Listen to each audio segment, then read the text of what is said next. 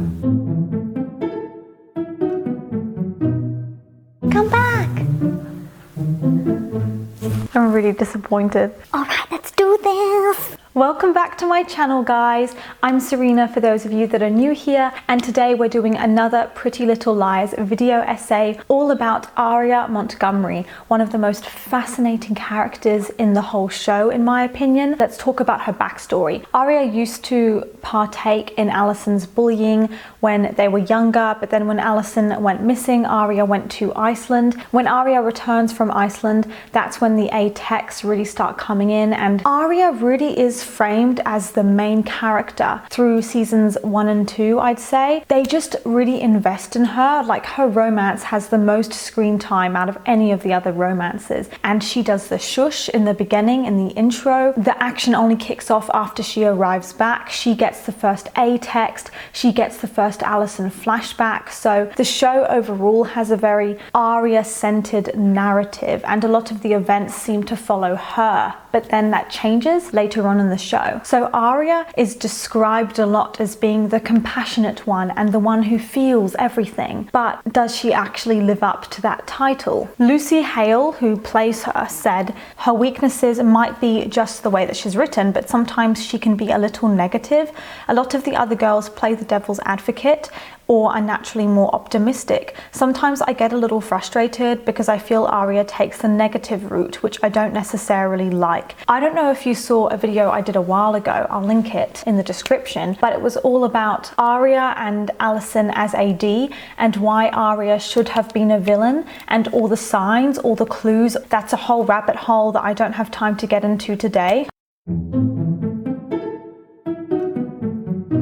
I want to talk about bad parenting and how that made Aria who she is. At one point, Aria accidentally sent a text to her mom, and it was meant to be for her boyfriend, who is her English teacher. Her mom sees it and is like, oh my god, who's that for? Do you have a boyfriend? And Aria gets really defensive and she's like, go away, mom, like, it's private now, okay? Can't I have something to myself? She has a whole conversation with Byron about it, about whether or not to push Aria for further details, but they never do. Additionally, you can see how in the early days especially, they had a lot of disagreements as parents. They'd have opposing viewpoints, and honestly, their parenting conversations are some of my favorite parts of the show because they have such differing opinions. Friday the 13th fan, one of my subscribers, said Byron and Ella made Aria the perfect victim for a predator with their parenting. Byron is more controlling over his children, while Ella is more liberal, but Byron is the one to blame for Aria's tendency to hide things from others. When she found out he was cheating, he convinced her to keep it a secret to avoid breaking her family apart. With this request, he shaped her to keep secrets others might not want to know, which is why she kept her relationship a secret and lied about who she was dating, because in her mind, this is something her parents would not want to know. Ella, on the other hand, is just so permissive with her children. I even feel like she's trying to be her children's friend instead of her parent. She also stopped Byron from calling the police on Ezra because we might lose our daughter for good. So it sends a dangerous message to young viewers to condone a parent-teacher relationship, and I had a lot of comments actually, it was really sad, saying I thought these kinds of relationships were normal, or that maybe the teacher really does care about you in a genuine way because Ezra cared for Aria. I mean, there are like 2 reasons people shipped her with Ezra, really. Because Ezra's hot, they were like, oh my god, he's so attractive, and that was enough. Or, well, there's no one else out there for her, so I guess this is good enough. Because the writers intentionally set out to make anyone else she dated look bad in some way or be a villain or have flaws. The only person you've ever seen her with, the only idea of her in a relationship is her with Ezra, because that's all you know. You're waiting for him to go to jail or repercussions. You're thinking they will address it, like they will. And it doesn't happen, and they end up getting married at the end. And you can see the favoritism because they have this big flashy wedding. None of the other couples have that. And you know, it is normal, not normal, but like reasonably common, I think, for teenagers to look at a professor or a teacher or being in uni maybe and seeing one of their lecturers and being like, wow, that person's really impressive. But it is their responsibility as a teacher to know where to draw the line and be like, no, this is verging on inappropriate, because Lucy Hale wasn't even a teenager when she was filming this. She was like 21 in the pilot. That affects things too, because then you think they're cute. Of course they are, because it's a 20 21-year-old woman, they also didn't seem to actually even enjoy each other's company a lot of the time. Like, if you're gonna have a gross forbidden love dynamic going on, at least make it like they really are getting to know each other and having lovely conversations. But a lot of the time it was breaking up, constant breaking up throughout the show, and constant tension and arguments.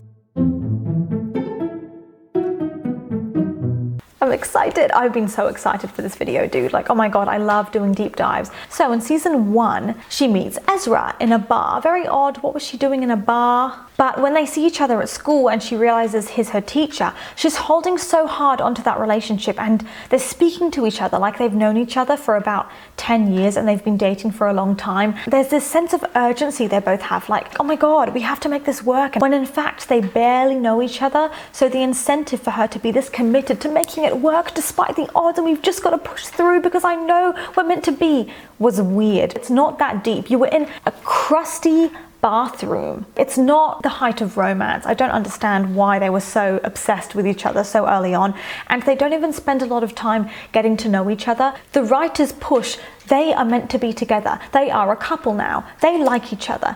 There's no real reason, like why. They find each other attractive, but that's literally all they can know about each other. Frozen Blondie said, I find it weird that she invites Ezra on a date with the whole tie thing in season 1 at school. Like, even if no one was in the class, anyone could have walked in. It was astounding the number of private conversations they had, or flirtatious ones with the door wide open, or just in the middle of the classroom. Ezra initially tried to stop the relationship, but Aria was pushing for it. People blame her for pushing that relationship forward, but it is not her responsibility to stop it. Seriously, she is so young. She doesn't know any better. He should not be so weak as to be like, oh, right then, and go along with it.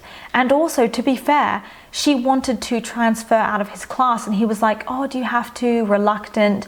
And he was like, I can keep my feelings in check, which implies that he wants to keep this relationship going. So he was also partaking in this. Then A texts Aria, threatening her about her relationship with Ezra. So you're like, wow, juicy, that's a big deal. Like, there's a lot to lose. And Ezra sees that text and he gets angry at her. He's like, what the hell's this? Who knows about us? He's focused on self-preservation and doesn't actually listen to hear her communicate, because later she says, the person who sent that text is not my friend, and he as an adult should be going to her parents or the police or someone to try and help her with that, but he doesn't. And that just showed me how irresponsible he is, because he should have cared enough to actually ask a few questions about that and look into if she's safe or not.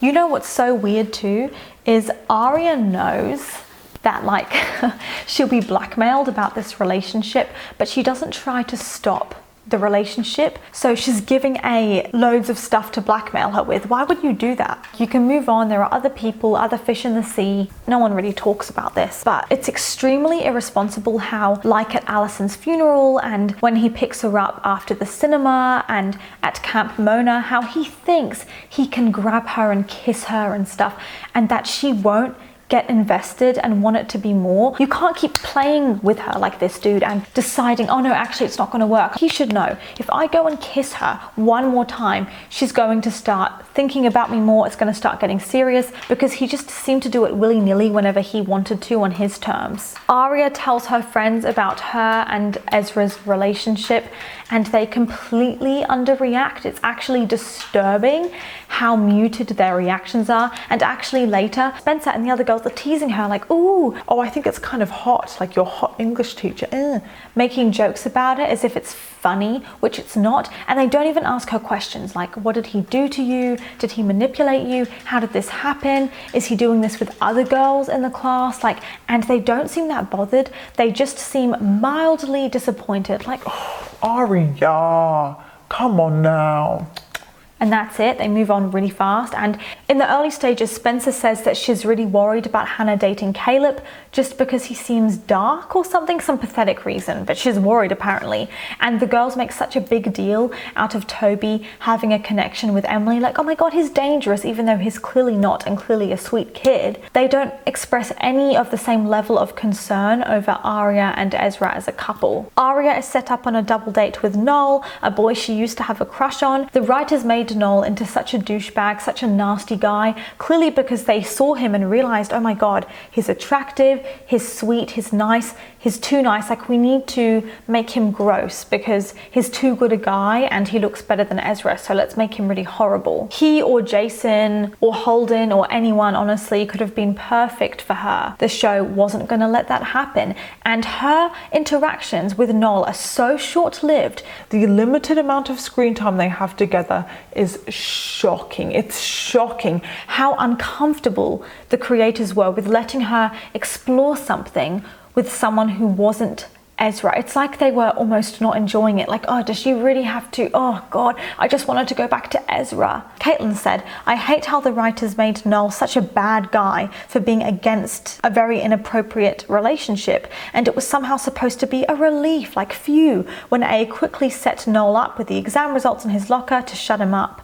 Aria's parents were made to look very mean and unfair when they were trying to separate Aria from Ezra. People who stepped in or intervened were painted as the bad guy.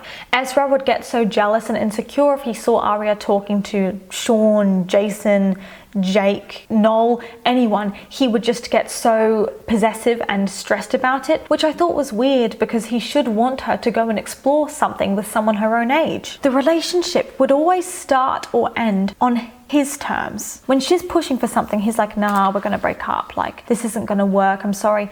But when he wanted to be with her, he would be like, come on, take me back, please forgive me, and he'd try and make it work. It's like that one time he completely ghosted her, left her hanging. She had no idea where he was going. Then he comes back, he's like, yeah, I needed to go to New York or something to think for a bit. Very unexplained. But he has the nerve, the audacity to be annoyed at her for moving on with Noel. Like, how dare you? Season 1 follows a lot of Aria and Ezra stuff that is uncomfortable to watch, but at least it's fresh. Like, we haven't seen it before. We haven't seen them as a couple. So it is interesting, but it's really from season 2 onwards that you're done with it. It's so boring and terrific to watch from season 2 onwards. But in season 1, I'm like, okay, well, this is kind of interesting, I guess. It's so funny to get someone else's perspective. I was watching the show with my mum and she was like, why is he seen as like this attractive guy? Like, he's so awkward in every scene with her. And I thought about it and I was like, yeah, every scene with her, he looks like he wants to pee his pants. Like, he looks uncomfortable.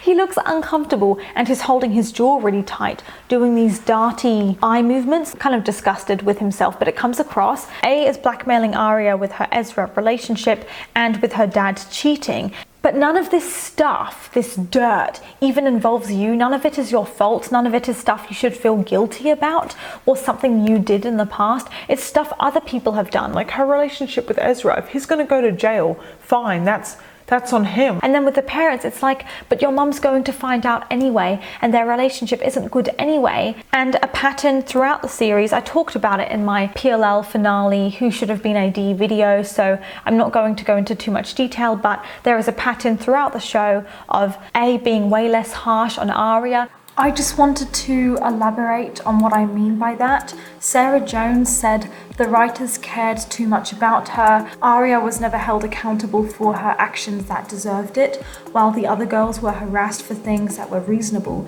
For example, Aria would cheat and A didn't say anything, but Spencer got with Ren after dating Toby and was harassed and almost killed for it. A threatening to expose the cheating scenario, I thought, was a pretty weak form of blackmail, especially because Aria was plucking up the courage to go and tell her mum anyway what had happened, and she was literally dating her teacher. So if A really wanted to hurt her, A could have tried to get Ezra thrown in jail or something in the first season, but that didn't happen. And actually, the only reason the parents found out is because Aria went and told the parents with Ezra.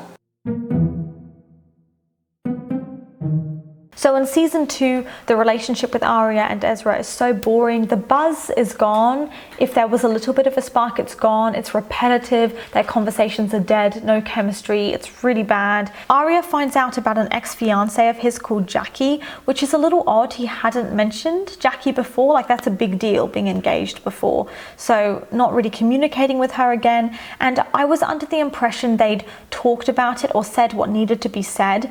Or if Aria felt like they hadn't talked enough. She needed to just ask him more questions. But instead of doing that, she's making these bratty comments. Oh, I don't know if I can do this, and sulking around. And Aria's old childhood friend Holden returns. He's adorable, and she finds out that he's into a martial art and his training, competing in tournaments. He has like a heart problem. It's at a low risk of rupture. So if he got kicked in the chest or something, it could burst and he could die basically. So it's dangerous. And Aria didn't know that. She was going on these double dates, and while she was on her double date, he was out doing that, and she finds out that's what he's doing, and she should stop the double date scenario, but she doesn't, and I find that really weird. She's facilitating that, and she keeps doing it even when she knows what he's up to in his own time. That friendship should have been built on more and developed more, because instead he just disappears and that's the end of it. Then in season 2, the parents find out about the relationship. They really underreact as well, like the girls did.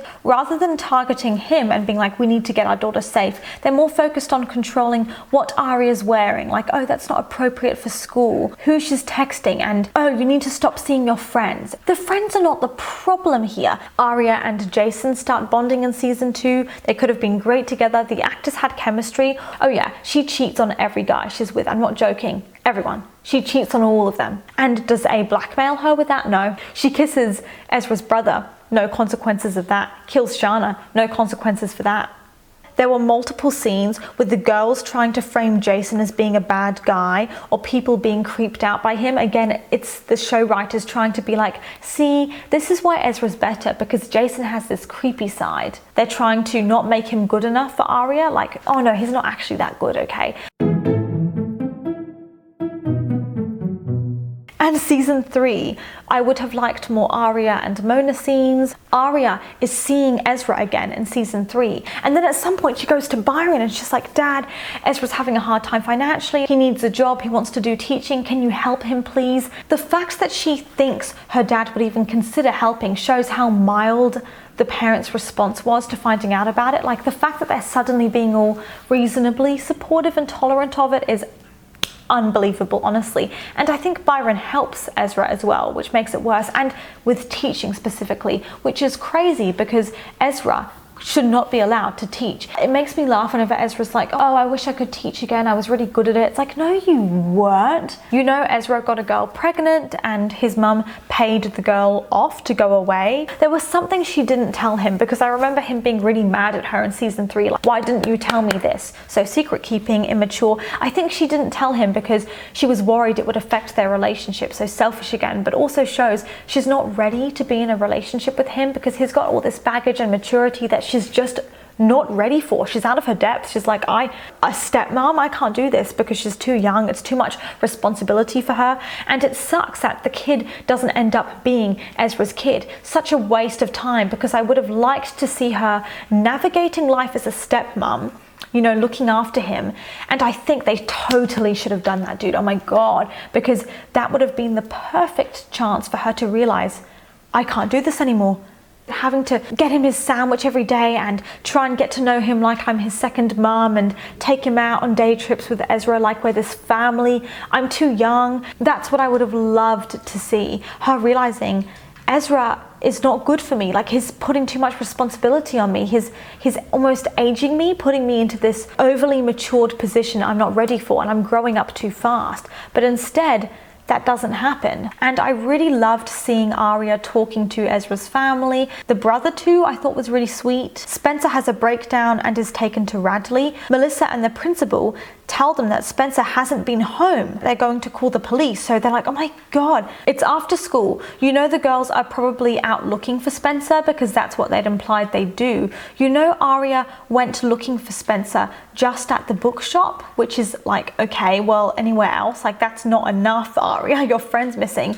And then you see her lying on the sofa in Ezra's house. So instead of going to look for her missing friend who might be kidnapped or dead or something, she's out hanging out with Ezra, just hanging around. And then later, Aria tells Emily, "You were never the weak link. Spencer was." what the hell does that mean? First of all, what is a weak link? What does that mean? Like, there's no weak member of a group. Everyone has their strengths and weaknesses, but also coming out about your mental health does not make you weak. The point I'm trying to get at is that a lot of these events I'm describing makes Aria sound like a shitty person, but yet the show continually forces down our throats that she's the one who feels everything, is trying to keep her family together, and is the compassionate one. In season 4, Aria got herself some karate lessons or something, self-defense, with Jake, who she started dating. I wanted to see more of that. Like, I hate when storylines are dropped. You find out Ezra's this creepy guy. He already knew the girls before he met them. He was just spying on them for his book, and he dated Allison and all this disgusting stuff. And first of all, she should not have got back together with him after that. That's disgusting. That should have been it. What I didn't like about it is there were no signs or clues of foreshadowing. It felt like something they thought of at the last minute. I mean, props to them if they were planning it from the first episode. I didn't get that vibe. It didn't feel authentic to Ezra's character, because in those episodes in season 4, he is acting like this creepy, controlling boyfriend to Aria, like, you need to be honest with me and tell me everything you know. And he wasn't doing that in earlier seasons. And Aria starts seeing Jake. He's actually very nice, a decent guy. And she seemed quite anxious when learning that her and Jake didn't have the same taste in movies. He's like, why is that a bad thing? We're different, so it's interesting, it's surprising. And Aria's like, oh, taken aback by this. Wow, I never would have thought of that before. And at another point, she says to him, dang, it was so easy for me to take you to this event, like no struggle, no stress. It's so sad. She just expects the bare minimum. She's never been treated like a princess. Oh my God, it speaks wonders to me that she thought to have this healthy, exciting relationship, you need to have the same taste in movies or something. It shows the level of immaturity with her, and that when she first met Ezra, she in her young mind was like, oh my God, we're meant to be together because we like the same music. Oh my God, we bond, we get each other. She didn't understand that all that's really important in a relationship is you have the same values and morals, but you don't need to both like Star Wars, you know. But she had that high school mentality of not really understanding what constitutes a good relationship. Again, they don't allow Aria to properly explore things with Jake, because literally as she's getting to know Jake, she kisses Ezra impulsively, no reason. She just seems to miss him and like him. And it happens constantly. She's with someone else, then she sees Ezra and is pulled back to him. She doesn't give the other relationship a chance. It doesn't evolve. It never goes into, will you be my girlfriend? Sometimes the couple doesn't even get like a second kiss. That's so bad too, because when you're young, it's fun to experiment and see what you're looking for in a relationship. And over 7 seasons, I think it's good to show how the characters are different and how they contrast in different relationships. So when they end up with the person you're supposed to be with, you can confidently say, wow, they're really a good person and they work in that relationship. But with Aria and Ezra, we never have any points of comparison. Ella's phone rings and she ignores it. Aria says, is it Zach calling you? Zach's a new love interest for Ella. Ella's like, yes it is. And Aria's like, oh, you should answer it. And she begs her mum to go to Europe with Zach. Please mum, you need this. And you have like a whole episode or 2 focused on Aria trying to convince her mum to go, and it's one of Aria's better episodes because it gives her something different to do, but also she seems so sweet, being like, mum, please just go, I want you to be happy. When her mum gets back, she yells at her mum and accuses her of not being there for her kids or not supporting her and being off somewhere else. And Ella's like, honey, you literally practically packed my bags for me and told me to go off with Zach. Like, what do you want? I don't understand. And season 5 now. Aria kills Shana in self-defense, but her shock and trauma over that lasts like 2 days, so what the hell's the point? Another storyline of her and Ezra getting back together, but they have constant, like throughout the show, so many breakups. Why would she forgive him? She pushes him away for a bit and then she's like, nah, forget about it. I love Ezra, I'm going back to him. Okay. I get the vibe Aria doesn't like Hannah much, because throughout the series, just certain things she says, I'm like, I don't think you like Hannah very much. Just she makes snappy comments to her At one point in season 5, I was like, not on. Hannah opens up about Zach harassing her and hitting on her. Aria yells at her, mocks her, slut shames her, does every possible thing you could think of to make Hannah feel awful about herself. It was cruel. It was cruel what she did. She implied Hannah was asking for it. It's strange. Aria herself is in an age gap relationship with an older guy, so it's like she couldn't deal with it because it was too confronting for Hannah to say, older men or older people doing this is creepy and it's not right. Aria was so reactive, it hit a nerve for her. It was like, because it was too real. Hannah asks Aria how her mum is being so nice to Aria, even though Aria was horrible to her. And Hannah's like, wow, it sucks for your mum, you know, she's had 2 guys screw her over. And then Spencer says, okay, Hannah, like, Aria knows she doesn't need a play-by-play. I really liked the subplot of Aria going into Radley as a volunteer, but I wanted more to be made of the whole Bethany Young and her creepy drawings and Eddie, because there was build up with that, but it didn't go anywhere. And the girls are really suspicious of Allison, thinking she's A, but they're jumping to conclusions too much, even thinking Allison slapped Mona, even though there's a clear edit to that video and a jump cut like I do in my YouTube videos, you know, where I cut so you can see that I've edited it, like it was edited, and yet they don't listen to Allison. Andrew seems nice, but his relationship with Aria was completely unnecessary. And interestingly enough, Andrew was surprised that Aria went to Ezra for help instead of coming to him, and he's like, look, I offer to do stuff for you all the time, okay, but I feel like you're not hearing me. And basically she says that Mike's going to be staying at Ezra's place for a few days, and Andrew's like, well, I could do that, I could bond with Mike, I could look after him, like, why is it that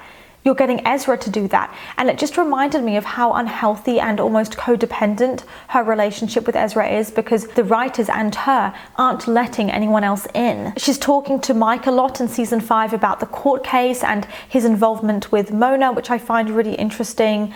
I don't think she needs to support the idea of her ex-stalker dating her brother, okay? Because she doesn't know if she can ever fully trust Mona. It's a part of the show where I myself was like, I'm not sure where I stand with Mona, to be honest, so I get it. But the way she went about it, I thought was quite cruel. It's not like she was sitting down with Mona trying to have a conversation and get a vibe of where Mona's at and how she's doing. It was more like she was on the defensive, whispering nasty things in Mona's ear, saying horrible things about her, rather than actually tuning in, opening her eyes and seeing if Mona had changed. She'd made up her mind and just was being mean and on the defense without actually looking into the situation and actually how is Mona being, because whenever I saw Mona I was like, she's being quite respectful towards Aria. I don't know why Aria is being so rude. And Mona even says that. She's like, okay, suck it up, Aria. I'm hanging out with Mike now, deal with it. Because even if Mona was really trying to connect with Aria, Aria would shut her out, and that's the problem. She doesn't need to support the relationship, but I thought she went quite far.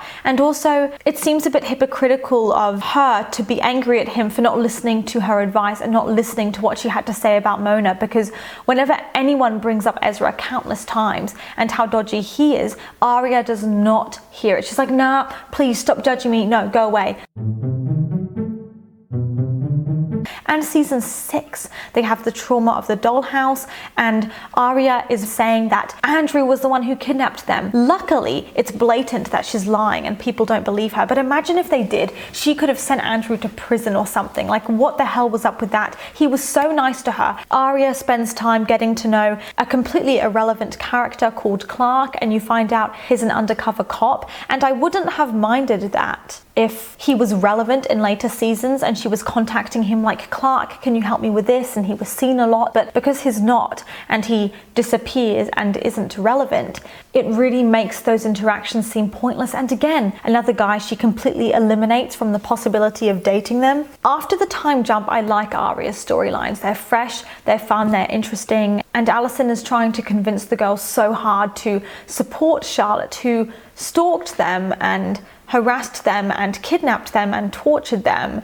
Allison didn't go through that kidnapping experience, so she has no idea what the girls went through, and she was making no effort to try and understand what they went through. It was extremely bad writing, I think, for Allison to be so, "You're my sister, please. I love you, I care about you." Because even before she's actually spoken to Cece to get a vibe of where she's at, she's defending her. Before Cece's even tried to prove herself, which is so dumb. It's really cruel of her to try and pressurize the girls into saying they're comfortable with Charlotte being released into the world if they're not actually comfortable with that. But the girls go along with it. I was like, hell no. The lack of character development. They seemed to be such pushovers in season 1. They are grown adults now. It's been a 5-year time jump, and you're telling me they're still going along with her bullshit stuff. Do they learn nothing? Like, why are they still being a doormat for her, being like, oh, okay then, when clearly they're not fully comfortable with it? And Aria is the queen in that scenario, because she was the only person to sit down and say to the judge, no,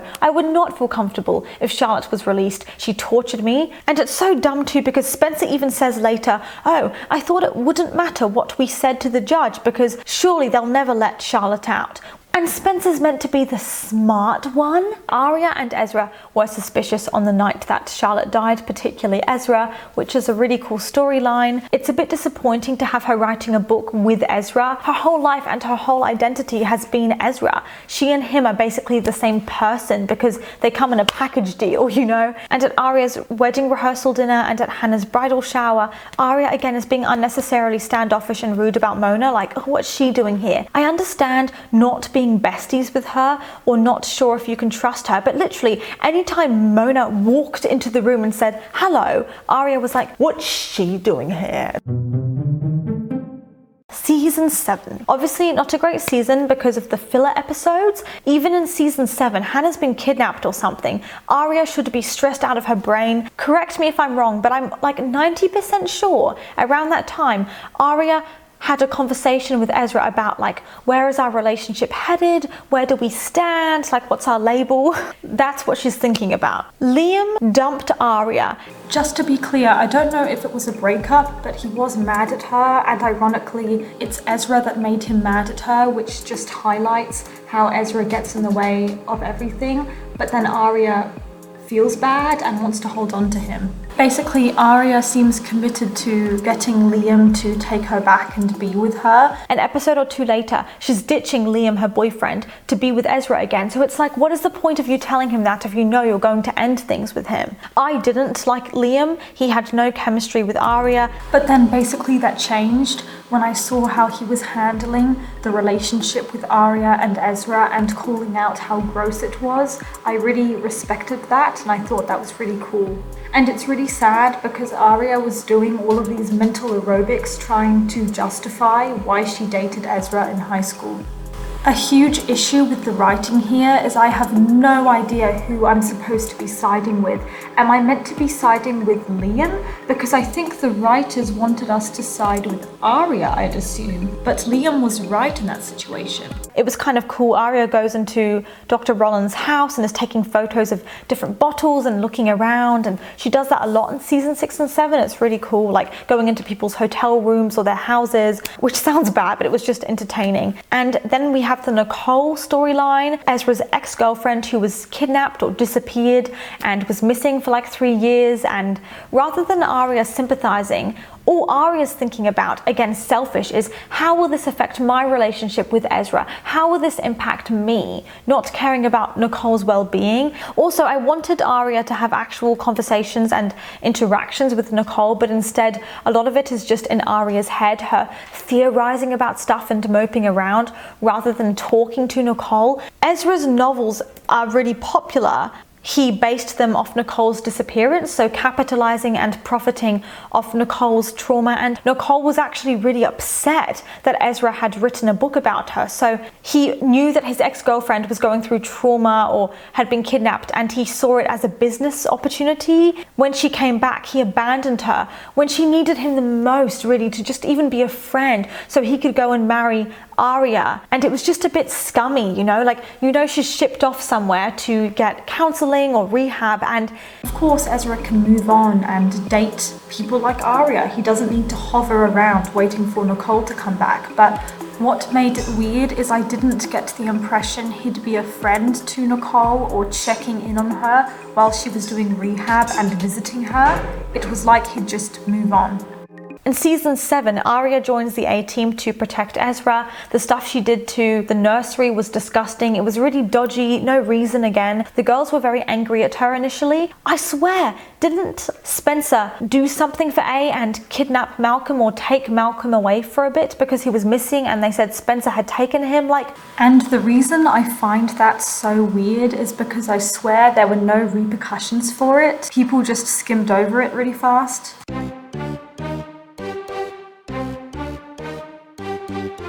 So let's start with the character crafting. It's funny how you're meant to feel bad for Aria when seeing her family struggles. They give her a lot of underlying traits where she's actually very cruel, the least compassionate, and if she was A, you'd be like, yes, badass villain, someone you can root for, an appearances can deceive type of character where she seems cute and small and innocent, but she's the opposite. Amy Griffith. Amy Griffith. I can't say it. Amy Griffiths said, got it. Controversial, but I know her and Ezra's relationship was totally inappropriate, but what really made me dislike Aria was how she handled some of their breakups, the way she wanted to go to Hackett and ruin Ezra's life when she'd spent up until then defending him, saying it was real, it was a real thing and he wasn't using her. But that's how far she wanted to go to get back at him. She almost used the fact that their relationship was problematic in order to manipulate Ezra. She did the same thing with Byron when he wanted to go to the police. Yeah, she was like, I'll expose you, Byron, to the university. So I feel like her go-to is manipulation. She would whip out the actually Ezra was traumatizing me card. He was using me. He was a predator. But then the rest of the time she was like, no, I actually care about him. So she weaponized it and used it against him. The difference between Aria and Emily is that the writers really cared about Aria and they didn't care about Emily. Any episode involving a first date with Ezra is made into a big freaking deal, like the red dress, the hair, the build up, the way she asks him out with a note written on her top and all this stuff, and her and Ezra talking about how amazing it is, and the first time they sleep together it's a big deal, the first kiss, the kiss in the rain is all such a big thing. With Emily's relationships it was like their first time, their first kiss, their first time someone slept over was skimmed over and not made into a big deal because the writers didn't care about it. Like, I remember when Serena slept over for the first time or they kissed or something, it was just very sped through, almost like on fast forward mode. It was not focused on and appreciated. One of my biggest issues with Aria is that it feels like you don't even know who she is and she doesn't even know who she is. So Sassy Sandra said she was portrayed as a good girl most of the time, the one volunteering for charity, helping her family, the heart of the girls. But she wasn't. She showed little care for the girls. Look at Hannah when she was harassed, and the way she was always lying to the girls about Ezra. Not going to the parents about the issues her brother was clearly having are examples of her not putting her family's needs first. The one consistent thing about Aria throughout the series is her need to almost dress up or imitate being an adult and feel older than she is and prematurely age herself. With Aria and Ezra, it's like they're always trying to avoid having any conversation around their age gap and how they would relate to each other differently because of that age gap. One of you guys said Allison and Aria were the only ones who seemed to rely on adult men to validate their sense of maturity. Ezra dated both of them, but the show failed at helping them out of that mindset. Oh my god, the way she disrespected Byron. They were at this father-daughter dance and he kept insisting they take a photo together, and for some reason that seems to bug her so much, even though I thought it was so endearing, and it broke my heart seeing how upset he was because she's like, I'm not your little girl anymore, okay, Dad? Ugh. Now, I know that she has her issues with her dad and sometimes these events can be stressful, and there was a lot of stuff going on behind the scenes with her dad that caused tension in their relationship. I know that, but I thought she was being so unnecessarily sassy and rude, like when he said, hey, remember when you were little, you'd stand on my feet when we danced? And she's like, that was a long time ago. It's almost as if she wants to forget that she was ever a child. She did it with Jake when he brought a blonde girl to a party. When she feels threatened by another woman taking away her man, she'll get kind of sassy about it. Also, a lot of you guys mentioned this, which I thought was really interesting, about the inconsistency involving Aria's diet. It was really weird. Throughout the show, she fluctuates from like a vegetarian to vegan to suddenly eating whatever like cheese or meat and then being vegetarian. In the bar meeting Ezra, she orders a cheeseburger. So I thought she was living a double life until I found out that originally she was meant to order a beer, but they had to change it and they said cheeseburger, forgetting about the fact that she's meant to be vegetarian. Vegan for them, one of my subscribers said, I don't recall all the details of the show, but she was shown picking up burgers sometimes, and when going on her honeymoon with Ezra, she told Hannah she was looking forward to eating duck. It's like, what the heck? Thing is, first of all, it's very unusual for your diet to fluctuate like that, in the sense that vegan is a very specific type of philosophy and lifestyle, and eating meat is again very different. There's different ethics associated with those things. Like, people don't tend to jump so haphazardly. It's just, I don't see it happening very often. But also, you never get an explanation as to why she's vegan or vegetarian or whatever, which is also odd because people have a lot of personal feelings towards the way they eat. It's a very personal topic. In a TV show like this, every line should be significant and either progress the plot or show something about their personality, you know.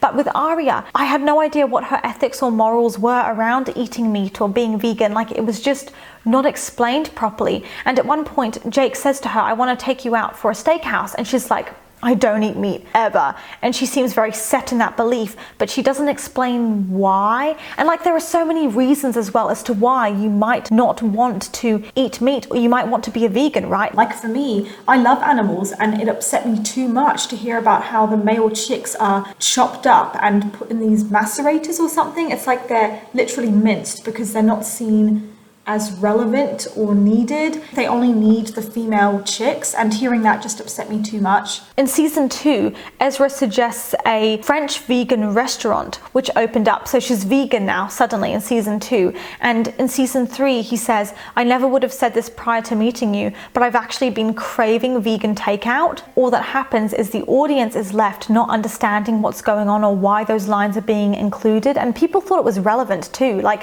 when people were theorizing that Aria was they were bringing it back to that scene in season 1 with the cheeseburger, saying, look, she's living a double life, she's not being honest about what she eats. So it is very odd for the audience when it keeps jumping. Everything is apparently meaningful and relevant, so it's very odd when it's actually not, and it's just thrown in there with no explanation. And now, in terms of the final 2 A reveals, one of the things I hated about them is how uninvolved the main girls are in them. They're very distant from the action. They're experiencing it really, and especially in season 7, Spencer is the only one who suffers with that A reveal. Everyone else isn't even there to see the reveal take place. They're just chilling, and then they figure out she has a twin, and they're like, oh wow, she has a twin, that's crazy, and don't seem that bothered. So Aria is just one of the group. She doesn't have any personal attachment to the twin or anything like that. And the weird part is that the twin strokes her hair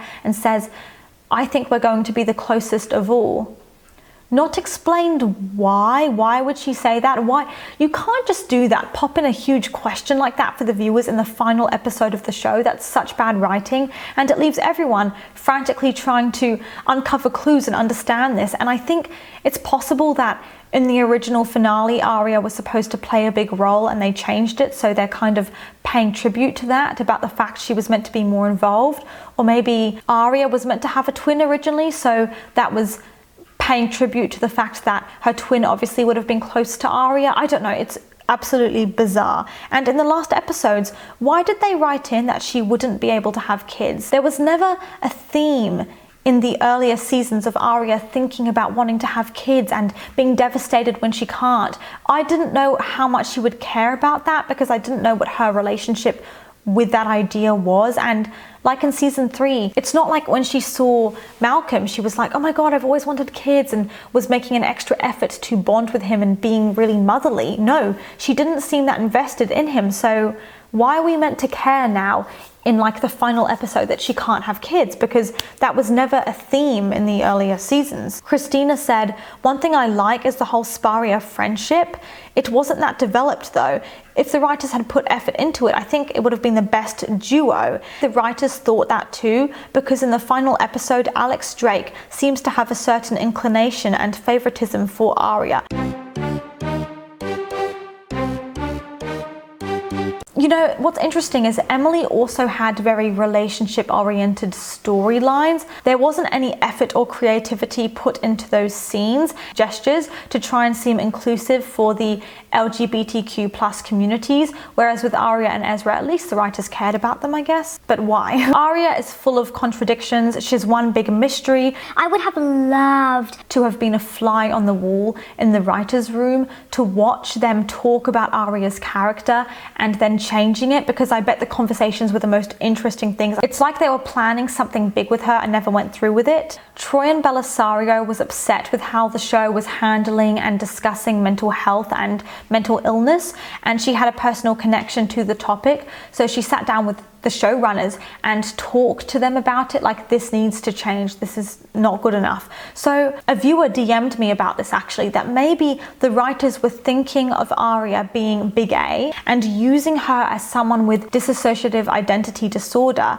but then they felt like they had to backtrack because they realized how problematic that would be, stigmatizing it, and it would have been harmful to those people in those communities. So they were like, oh, we can't do that. The reason I say this is because I think they had something huge planned with Aria, like with all the conversations Byron had around his brother and his brother's struggles. I think those clues were too well planted for it not to have meant something. Diz said, definitely touch on how they pushed so hard that she was a twin. I get a red herring, but no, I sincerely think she may have originally been planned to be a twin because of all these weird behaviors she has, you know.